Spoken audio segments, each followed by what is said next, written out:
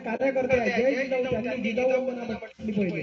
तेव्हा लक्षात आला का हे कार्यकर्ते म्हणजे करंटवाले म्हणजे एमएससी वाले नाही तर तुम्ही ते करंटवाले समजा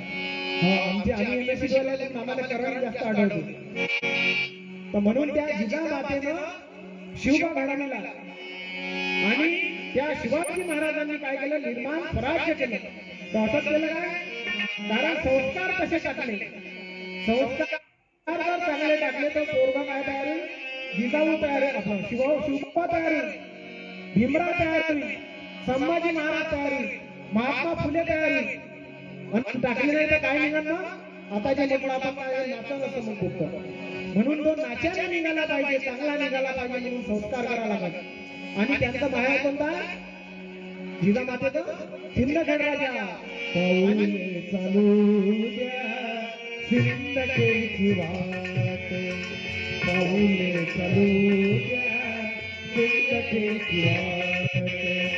सुखी जीवनाची निघण्या पहाट सुखी जीवनाची निघण्या पहाट पाऊले चालू द्या सिंदखेडची वाट पाऊले चालू द्या सिंदखेडची वाट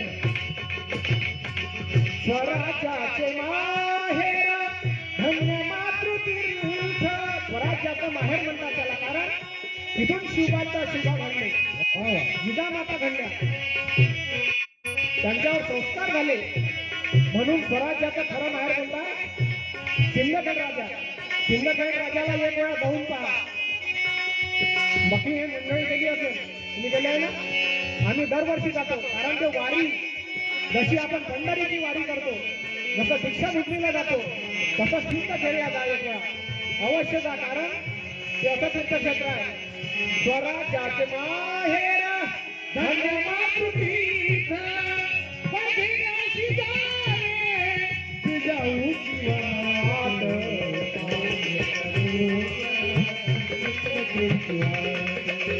पाऊले चालू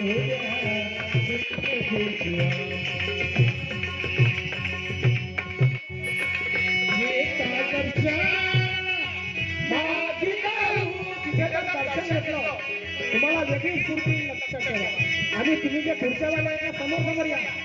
एवढ्या मागं बसलं का मला काहीच नाही विसरून राहिलं कारण महाराजांनी आपला एकामेकाचा इंटरॅक्शन आली पाहिजे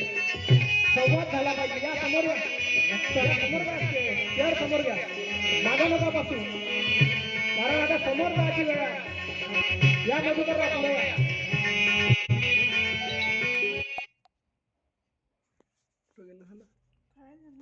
काय बस झालं रेकॉर्डिंग करून झालं काय